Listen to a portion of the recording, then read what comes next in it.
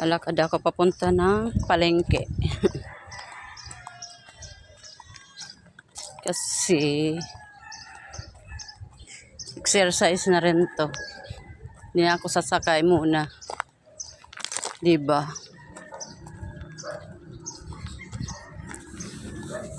Exercise na rin.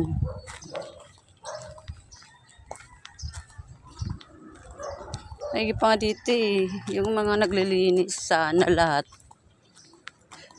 May mga banda kasi dito na ano eh. Tinatapon yung mga basura sa gitna ng ano. Ng release.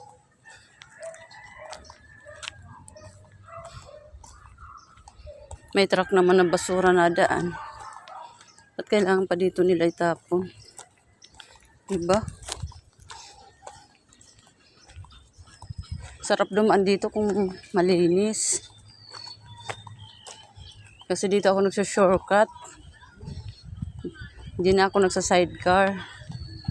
Pag sumakay kasi ako magsa-sidecar. Tapos magrarakal, dalawang sakay ako. Sidecar. Magsa-sidecar ako 20. Tapos sasakay ulit ako ng rakal. 10 piso. E di ano ako nun, ikaw maglakad, exercise pa, tapos nakalibre pa pamasahe, diba? Pag maglakad, nakapag-exercise na ako, nakalibre pa pamasahe, diba? Videoin ko lang kung ilang oras ako, ay ilang minuto lang pala. Kung ilang minuto ako mula dun sa amin hanggang palengke pag naglakad. Bibidyohin ko kung ilang minuto ba. Diba? Kasi nung nagano ako isang araw, naglalakad ako naka-live. Tapos na-vlog content ako kasi nag-crying ako doon sa live ko dahil sa pagkikwento ng about sa problem. Hindi ka pala pwede mag-crying kapag naka-live ka. Pinapadelete ni Busing.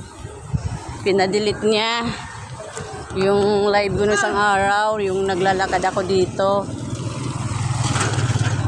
Pinadelete. Kasi nag-cry ako noon. Kaya, ngayon hindi ko na lang ilalive.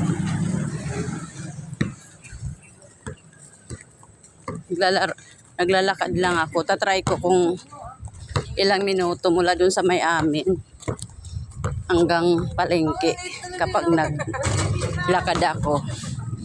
O, diba?